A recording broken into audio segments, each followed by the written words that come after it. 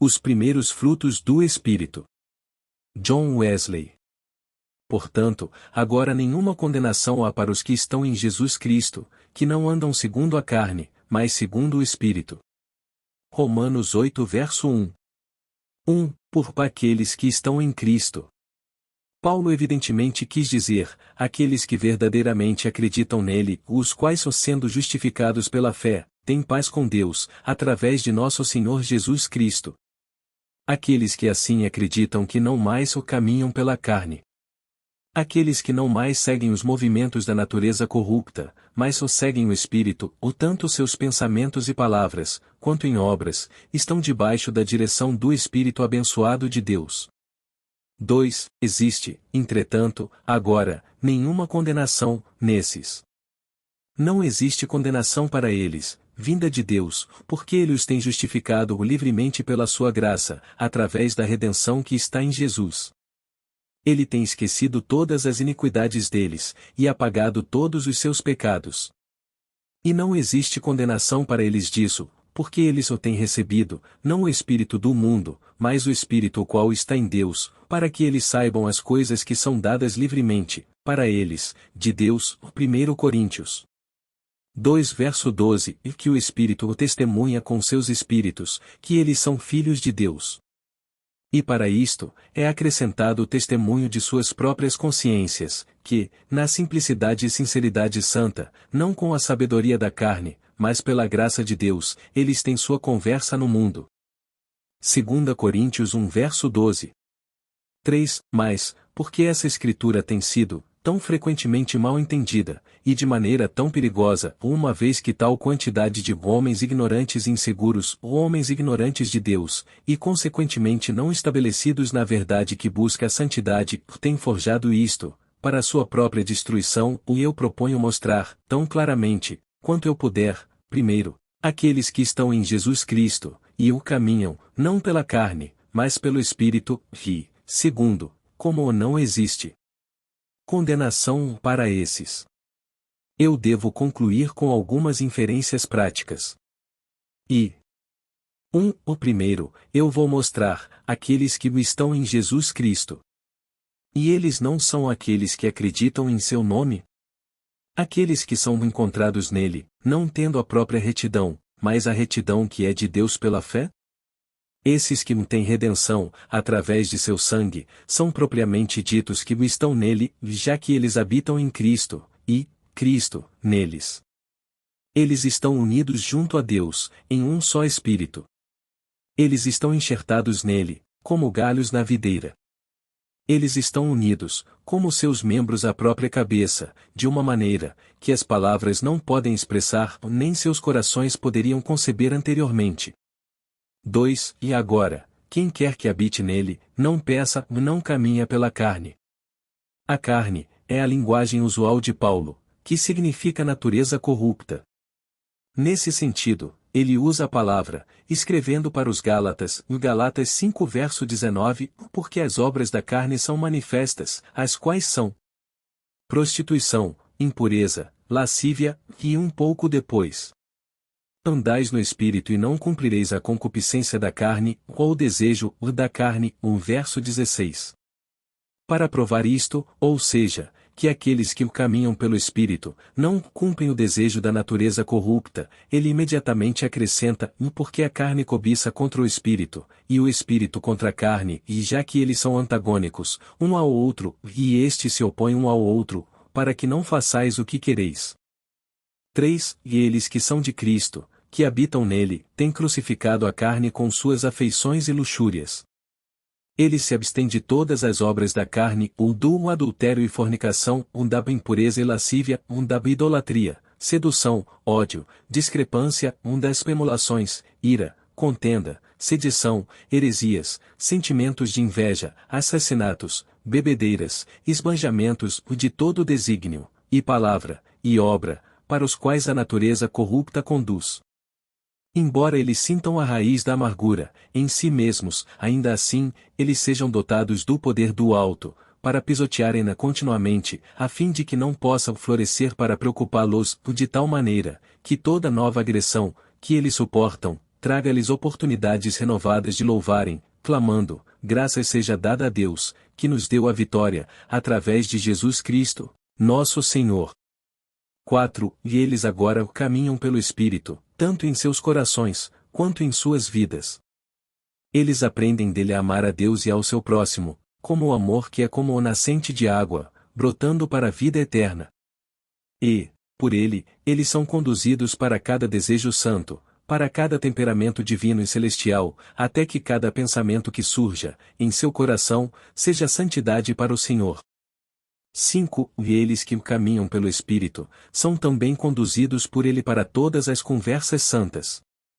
Seus discursos são sempre na graça, temperados com sal ou com o amor e temor de Deus. Nenhuma comunicação corrupta surja de sua boca, mas apenas aquela que seja boa, aquela que seja usada para edificar, que seja encontrada para ministrar graça para os ouvintes. E, nisso, igualmente, eles exercitem a si mesmos, dia e noite, a fazer apenas as coisas que agradam a Deus, e em todo o comportamento exterior deles, seguir a Ele, que nos deixou um exemplo, para que trilhemos seus passos, em todo o intercurso deles com seu próximo, caminhar na justiça, misericórdia e verdade, e o que quer que façam, em qualquer circunstância da vida, façam tudo para a glória de Deus. 6. E esses são aqueles que, realmente, caminham no Espírito. Sendo preenchidos com a fé e com o Espírito Santo, eles possuem em seus corações, e mostram adiante em suas vidas, em todo o curso de suas palavras e ações, os frutos genuínos do Espírito de Deus, ou seja, amor, alegria, paz, longanimidade, gentileza, bondade, fidelidade, mansidão, temperança, e o que mais seja amoroso ou louvável. Eles adornem em todas as coisas o Evangelho de Deus, nosso Salvador, e deem provas completas para toda a humanidade, que eles estão realmente atuando pelo mesmo Espírito que ergueu Jesus dos mortos. 2. E eu proponho mostrar, em segundo lugar, como não existe condenação para eles que assim estão em Jesus Cristo, e, dessa forma, não caminham segundo a carne, mas segundo o Espírito. E, primeiro, para os que creem em Cristo, caminhando assim, não existe condenação sobre o relato de seus pecados passados. Deus não os condena por qualquer um desses, eles são como se nunca tivessem existido, são como uma pedra nas profundezas do mar, e ele não se lembra mais deles. Deus, tendo enviado seu Filho para ser a expiação deles, através da fé em seu sangue, tem declarado junto a eles, sua retidão para a remissão dos pecados já cometidos. Ele não mais os responsabiliza por qualquer um desses pecados, a memória deles pereceu junto com eles. 2. E não existe condenação em seu próprio peito, ou nenhum senso de culpa, ou pavor da ira de Deus. Eles só têm o testemunho em si mesmos, eles estão conscientes do interesse deles no sangue aspergido. Eles não receberam novamente o espírito de escravidão, segundo o medo, segundo a dúvida e a incerteza torturante, mas eles receberam o espírito de adoção, clamando em seus corações: Abba, Pai. Assim, sendo os justificados pela fé, eles têm a paz de Deus dominando em seus corações, fluindo do contínuo senso de sua misericórdia redentora, e a resposta da boa consciência em direção a Deus. 3. Se for dito, mais algumas vezes o crente em Cristo pode perder sua vista da misericórdia de Deus, ou algumas vezes, tal escuridão pode cair sobre ele, de maneira que ele não mais vê a ele que é invisível, ou não mais sente o testemunho em si mesmo, da sua parte no sangue reconciliador, e, então, ele está interiormente condenado, ele tem novamente a sentença da morte em si mesmo. Eu respondo que, supondo que seja assim, supondo que ele não veja a misericórdia de Deus. Então, ele não é um crente, porque a fé implica a luz de Deus, brilhando sobre a alma. Por conseguinte, assim como qualquer um perde essa vista, ele, naquele momento, perde sua fé. E, sem dúvida, um verdadeiro crente em Cristo pode perder a luz da fé, e, por quanto tempo ela esteja perdida, ele pode, durante um tempo, cair novamente na condenação. Mas isto não é o caso daquele que agora está em Cristo, ou aquele que agora acredita em seu nome. E, por quanto tempo ele acreditar, e caminhar, segundo o Espírito, nem Deus, nem seu próprio coração o condenam. 4. E eles não estão condenados, em segundo lugar, por algum pecado presente, por agora transgredirem os mandamentos de Deus. Porque eles não os transgride, deles não mais o caminham, segundo a carne, mas segundo o Espírito. Esta é a contínua prova do amor deles a Deus, a de que eles mantêm seus mandamentos, assim como João testemunha, quem quer que seja nascido de Deus, não comete pecado. Já que sua semente permanece nele, e ele não pode pecar, porque é nascido de Deus, ele não pode, por quanto tempo aquela semente de Deus, aquela fé amorosa e santa permanecer nele. Por quanto tempo ele se mantiver nela, o diabo não o tocará. Agora é evidente que ele não está condenado pelos pecados que ele não cometeu, afinal. Eles, por conseguinte, que são assim guiados pelo Espírito, não estão debaixo da lei, o Galatas 5 verso 18 não debaixo da maldição ou condenação dela, já que ela não condena, a não ser aqueles que a rompem. Assim sendo, aquela lei de Deus o não furtarás, não condena, a não ser aquele que furta. Assim sendo, lembre-se do dia do Senhor, e mantenha-no santo, condena somente aqueles que não mantêm o dia do Senhor santo. Mas contra os frutos do Espírito não existe lei, o Galatas 5 verso 23, como o apóstolo mais claramente declara, naquelas palavras memoráveis de sua primeira epístola, Timóteo 1 versos 8 ao 11, o sabemos, porém, que a lei é boa, se alguém dela usa legitimamente, ou sabendo isto, ou se, enquanto ele usa a lei de Deus, com o objetivo de tanto convencer, quanto dirigir, ele sabe e se lembra disso que a lei não é feita para o justo, ela não tem força contra ele, nenhum poder para condená-lo ou mais. Para os injustos e obstinados, para os ímpios e pecadores, para os profanos e religiosos, para os parricidas e matricidas, para os homicidas, para os fornicadores, para os sodomitas, para os roubadores de homens, para os mentirosos, para os perjuros, e para o que for contrário à sã doutrina, conforme o evangelho da glória do Deus bem-aventurado, que me foi confiado. 5. E eles não estão condenados, em terceiro lugar, pelo pecado interior, desde que eles não permaneçam. Que a corrupção da natureza não permaneça, mesmo naqueles que são os filhos de Deus pela fé, que eles tenham neles as sementes do orgulho e presunção, da ira, luxúria, e desejos maus, sim, pecado de toda espécie, é muito claro, para ser negado, sendo motivo de experiência diária. E sobre esse relato é que Paulo, falando para aqueles a quem ele tinha justamente testemunhado estarem em Cristo. E Coríntios 1 versos 2 e 9, vá aos santificados, em Cristo Jesus, chamados santos, com todos os que, em todo lugar, invocam o nome de nosso Senhor Jesus Cristo, o Senhor deles e nosso. Fiel é Deus, pelo qual vós fostes chamados, para a comunhão de seu Filho Jesus Cristo, nosso Senhor. Ainda declara, em 1 Coríntios 3 verso 1, e eu, irmãos, não vos pude falar como a espirituais, mas como a carnais, como a meninos em Cristo, ou bebês em Cristo, e então nós vemos que eles estavam em Cristo, e eles eram crentes em um grau menor. E, ainda assim, quanto pecado permanece neles. Daquele mente carnal, que não é sujeita à lei de Deus. 6. E, ainda assim, por tudo isto, eles não são condenados. Embora eles sintam a carne, a natureza do mal neles, e embora eles estejam dia a dia mais conscientes de que os seus corações são enganosos e desesperadamente mal, ou ainda assim, por quanto tempo eles não se entregarem a isto, por quanto tempo eles não derem lugar ao diabo, por quanto tempo eles guerrearem continuamente contra todo o pecado, ira, e desejo, a fim de que a carne não tenha domínio sobre eles, mas que eles ainda caminhem segundo o Espírito, ou não existirá condenação para aqueles que estão em Cristo Jesus. Deus está satisfeito com a obediência sincera, embora imperfeita, deles, e eles têm confiança em direção a Deus, sabendo que eles são dele, pelo Espírito que tem sido dado a eles.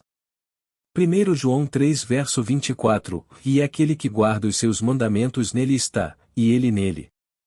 E nisto conhecemos que ele está em nós, pelo Espírito que nos tem dado.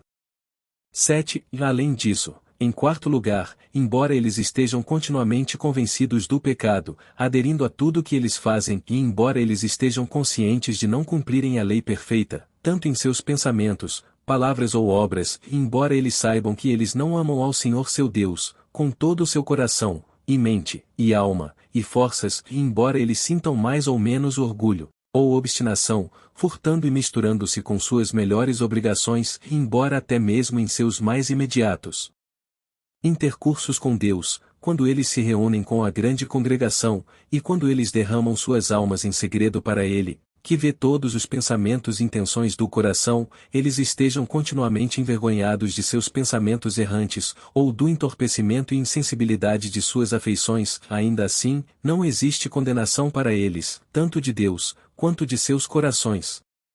A consideração desses múltiplos defeitos apenas dá a eles um senso mais profundo de que eles têm sempre a necessidade daquele sangue aspergindo, que fala por eles, nos ouvidos de Deus, e que advoga, junto ao Pai, e o que vive para interceder por eles.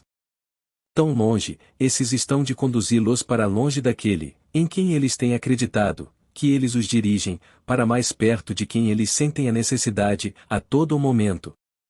E, ao mesmo tempo em que eles têm a sensação mais profunda dessa necessidade, eles sentem o desejo mais sincero, e estão mais diligentes, como se eles o tivessem recebido o Senhor Jesus, para assim caminhar nele.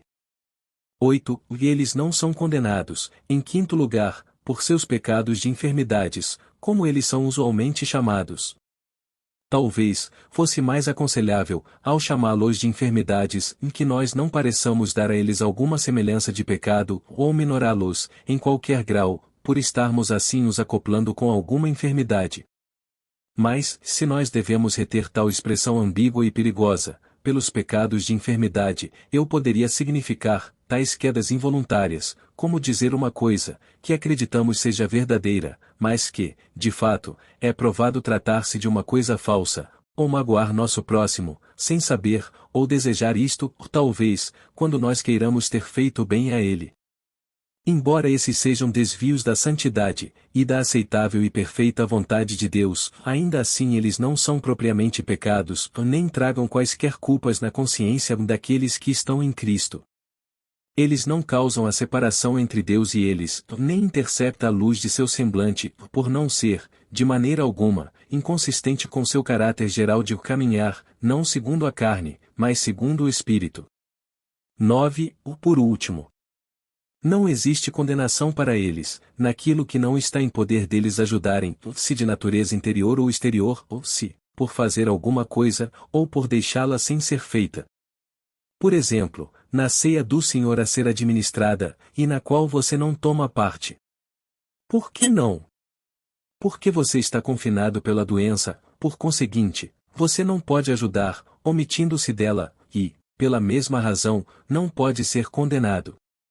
Não existe culpa, já que não existe escolha. Como existe uma mente desejosa, é aceito, de acordo, como aquele quis ajudar, e não, de acordo, com aquele homem que não pretendeu isto.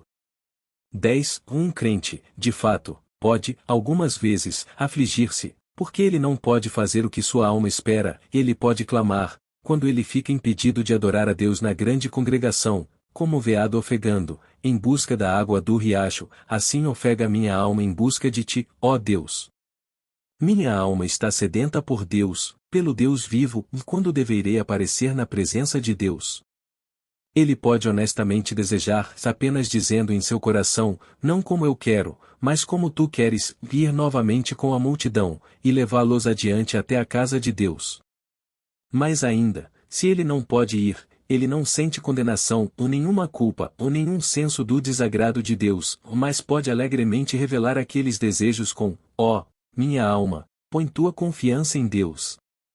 Porque eu ainda irei dar graças a Ele, que é a graça de meu semblante, e meu Deus.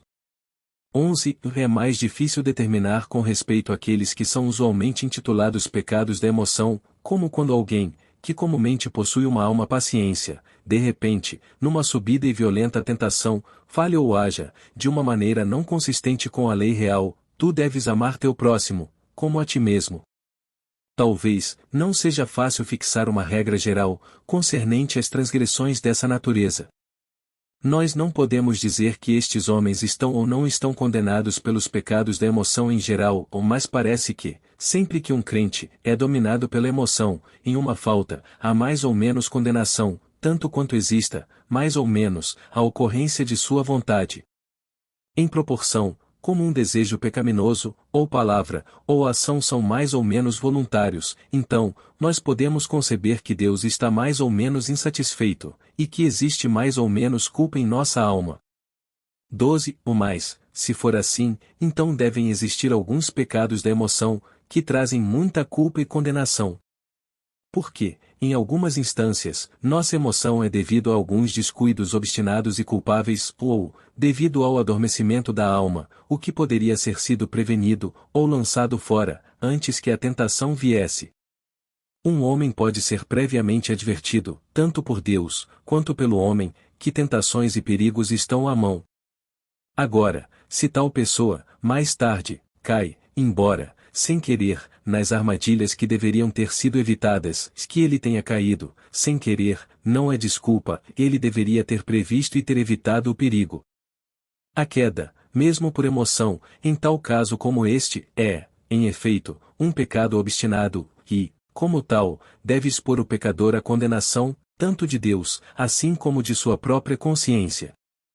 13. Por outro lado, devem existir algumas emoções repentinas, tanto do mundo, ou do Deus desse mundo, e frequentemente de nossos próprios corações diabólicos, que não podemos, e dificilmente poderemos prever. E por causa desses, mesmo um crente, enquanto fraco na fé, pode ser possivelmente sobrepujado, supõe-se nos degraus da ira, pensando mal de outro, com escassa concorrência de sua vontade. E, em tal caso, o zeloso Deus poderia, indubitavelmente, mostrar a ele o que ele teria feito tolamente. Ele seria convencido de ter desviado da lei perfeita, da mente que estava em Cristo, e, consequentemente, afligido com a tristeza divina, e ser amorosamente envergonhado, diante de Deus. Ainda assim, ele não viria para a condenação. Deus não deitaria insensatez à sua responsabilidade, mas teria compaixão dele, assim como um pai se apieda de seus próprios filhos.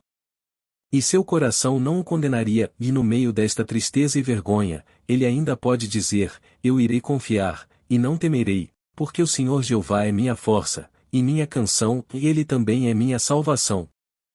Terceira. O resta apenas esboçar algumas inferências práticas das considerações precedentes. E, primeiro, se ou não há condenação naqueles que estão em Cristo, e que o caminham, não segundo a carne, mas segundo o Espírito, em consideração por seus pecados passados, e então, por que tu estás temeroso, ó homem de pouca fé? Embora teus pecados tenham sido em número maior do que as areias, o que é isto para ti, agora que tu estás em Cristo Jesus? Quem poderá deitar alguma coisa para a responsabilidade dos eleitos de Deus? Se Deus justificou, quem irá condená-los? Todos os pecados que tu tens cometido, desde a tua juventude, até o momento em que tu foste aceito no amado, são arrancados, assim como o joio, terão passado, e estarão perdidos, tragados pelas profundezas, e não mais relembrados. Tu és agora nascido do Espírito, por acaso estás preocupado ou temeroso daquilo que foi feito antes que tiveste nascido? Fora com o medo. Tu não foste chamado para temer, mas para o espírito do amor e de uma mente sã. Saibas teu chamado. Regozija-te em Deus, teu Salvador, e dá graças ao Deus, teu Pai, através dele. 2. Ou você irá dizer: mas eu tenho novamente cometido pecado, desde que eu tive a redenção através de seu sangue. E, portanto, eu abomino a mim mesmo, e me reduzo a cinzas.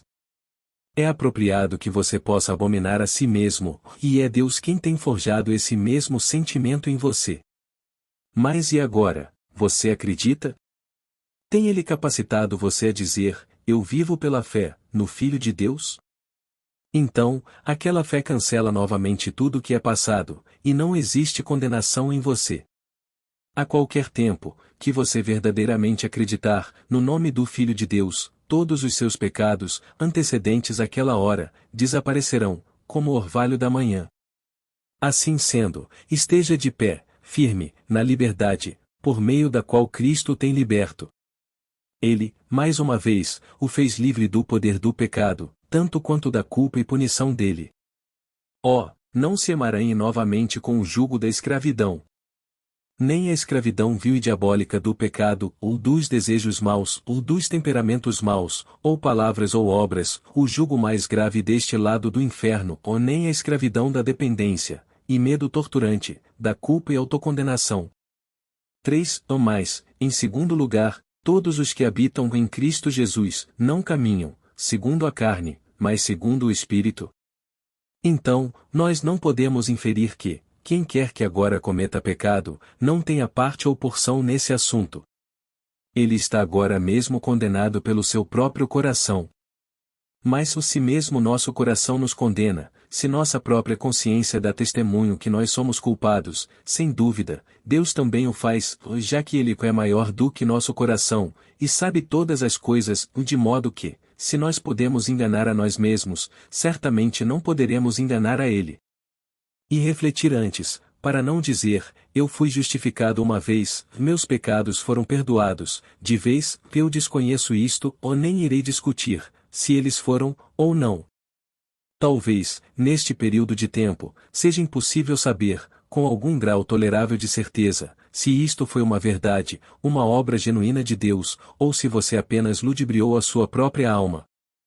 Mais de uma coisa eu sei, com o mais extremo grau de certeza, aquele que comete pecado, é do diabo. Por conseguinte, você será como teu pai, o diabo. Isto não pode ser negado, já que a obra de seu pai, você faz.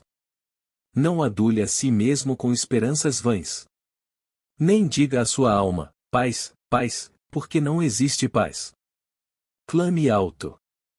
Clame junto a Deus, fora da profundeza, ou se, por acaso, Ele pode ouvir sua voz. Venha até Ele, como no princípio, como ignóbil e pobre, como pecador, miserável, cego e nu.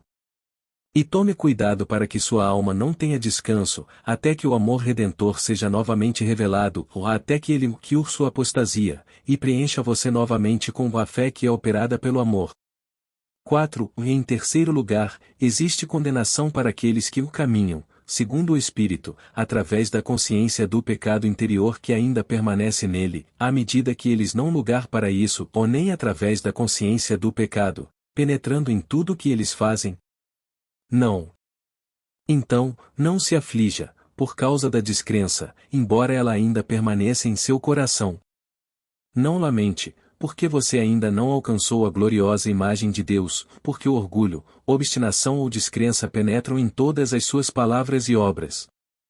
E não tema saber todas essas maldades de seu coração e de conhecer a si mesmo, como você também é conhecido.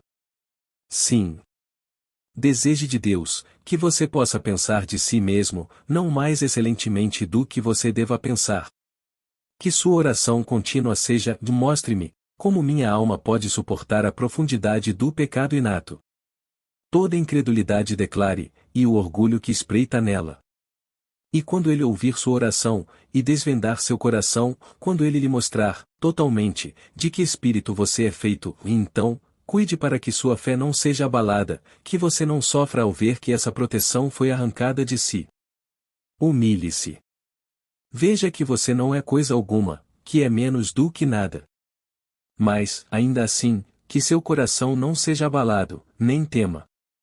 Mantenha-se firme, nós, até mesmo nós, temos um advogado com o Pai Jesus Cristo, a retidão. E como os céus são mais altos do que a terra, então seu amor é maior do que até mesmo nossos pecados. Por conseguinte, Deus é misericordioso para com você, pecador.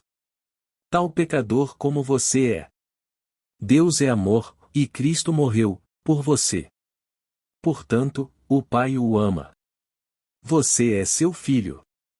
Assim sendo, não impeça você mesmo, de maneira alguma, o que é bom. Não seria bom que todo aquele corpo de pecado, que está agora crucificado em ti, possa ser destruído? Pois, isto já foi feito. Você deve ser o limpo de toda impureza, tanto da carne, quanto do espírito. Não seria bom, que nada pudesse permanecer em seu coração, a não ser o amor puro de Deus somente? Ânimo!